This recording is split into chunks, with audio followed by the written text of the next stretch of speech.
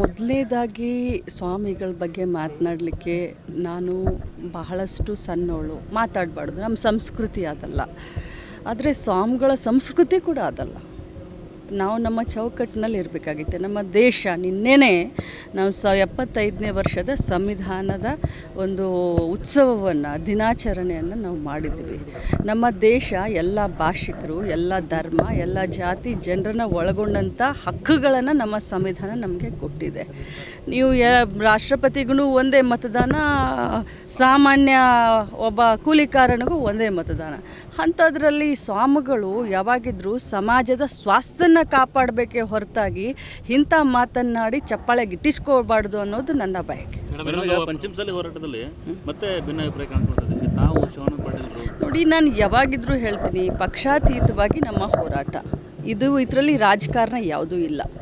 ನಾನು ಕೂಡ ಈ ಹೋರಾಟದಲ್ಲಿ ಮುಂಚೂಣಿಯಲ್ಲಿ ನಿಂತು ನಾನು ಹೋರಾಟ ಮಾಡಿದಂಥವಳು, ಇವತ್ತು ಕೂಡ ಪ್ರಸ್ತುತದಲ್ಲಿ ಇದ್ದೇನೆ.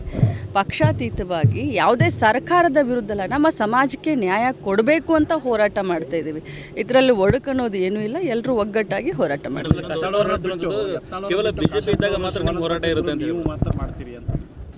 ಬಿಜೆಪಿ ಇದ್ದಾಗ ನಿಮ್ಮ ಹೋರಾಟ ಇತ್ತು, ಬಟ್ ಈಗ ಅಷ್ಟು ಇಲ್ಲ ಅಂತ ಯಾವತ್ತು ಇಲ್ಲ. ನೋಡಿ, ಖಂಡಿತ ಇದೆ. ಮಂತ್ರಿ ಆಗಿದ್ದಕ್ಕೆ ಆ ಫೋರ್ಸು ಅಥವಾ ಸಮಾಜದ ಒಂದು ಋಣವನ್ನು ತೀರಿಸೋದಿಲ್ಲ ಅಂತಂದರೆ ಅದು ನಾವು ಮನುಷ್ಯತ್ವದ ಧರ್ಮಗುಣ ಅಲ್ಲ. ನಾನು ಖಂಡಿತವಾಗ್ಲೂ ನಾನು ಮಂತ್ರಿಯಾಗಿ 3 ಹೋರಾಟದಲ್ಲಿ ಭಾಗಿಯಾಗಿದ್ದೀನಿ, ನಿರಂತರವಾಗಿ ಇದ್ದೀನಿ, ಮೀಟಿಂಗಲ್ಲಿ ಇದ್ದೀನಿ, ಹೋರಾಟದಲ್ಲಿ ಇದ್ದೀನಿ. ನಾನು ಹೋಗಲಿಕ್ಕೆ ಆಗಲಿಲ್ಲ. ಈಗ ಮಂತ್ರಿ ಆದಮೇಲೆ ಸ್ವಲ್ಪ ಕೆಲಸದ ಒತ್ತಡ ಜಾಸ್ತಿ ಇರೋದ್ರಿಂದ, ಅವರು ಕೊಟ್ಟಂಥ ಡೇಟು ಹೊಂದಾಣಿಕೆ ಆಗದಲ್ಲದೆ ಇರೋದ್ರಿಂದ ಒಂದು ಮೀಟಿಂಗ್ಗೆ ಹೋಗಲಿಲ್ಲ, 2 ಸಾರಿ ತಮ್ಮನ್ನು ಕಳಿಸ್ದೆ, ಇನ್ನೊಂದು ಮೀಟಿಂಗ್ ಹೋಗ್ಲಿಕ್ಕೆ ಆಗೋದಿಲ್ಲ, ಮಗನ ಕಳಿಸ್ದೆ. ಸಮಾಜ ಬಿಟ್ಟು ಲಕ್ಷ್ಮೀ ಹೆಬ್ಬಾಳ್ಕರ್ ಇಲ್ಲ, ಲಕ್ಷ್ಮೀ ಹೆಬ್ಬಾಳ್ಕರ್ನ ಬಿಟ್ಟು ಪಂಚಮಸಾಲಿ ಸಮಾಜ ಇಲ್ಲ. ಈಗ ಅಧಿವೇಶನದ ಹೋರಾಟದಲ್ಲಿ ಭಾಗಿಯಾಗ್ತೀರಾ? ಹೋರಾಟ ಮಾಡ್ತೀನಿ. ನೋಡಿ, ಸ್ವಾಮಿಗಳಿಗೆ ಗೌರವವನ್ನು ಕೊಡ್ತೀವಿ, ಆದರೆ ತೀರಾ ಸರ್ಕಾರಕ್ಕೆ ಮುಜುಗರ ತರೋದು ಬೇಡ. ಯಾಕಂದರೆ ಅದೇ ಸರ್ಕಾರ ಇರಲಿ, ಇದೇ ಸರ್ಕಾರ ಇರಲಿ, ಆ ಸರ್ಕಾರದ ವಿರುದ್ಧ ನಾವು ಮಾಡಲಿಲ್ಲ, ನಮ್ಮ ಸಮಾಜದ ಪರವಾಗಿ ನಾವು ಮಾಡಿದ್ವಿ. ಬಸವರಾಜ ಬೊಮ್ಮಾಯಿ ಅವರಿಗೆ ನಾವು 4 ಸತಿ ಭೇಟಿಯಾಗಿದ್ದೀವಿ. ನಮ್ಮ ಈಗಿನ ಪ್ರಸ್ತುತ ಸಿದ್ದರಾಮಯ್ಯ ಸಾಹೇಬರಿಗೆ ನಾವು 3 ಸರಿ ಭೇಟಿಯಾಗಿದ್ದೀವಿ.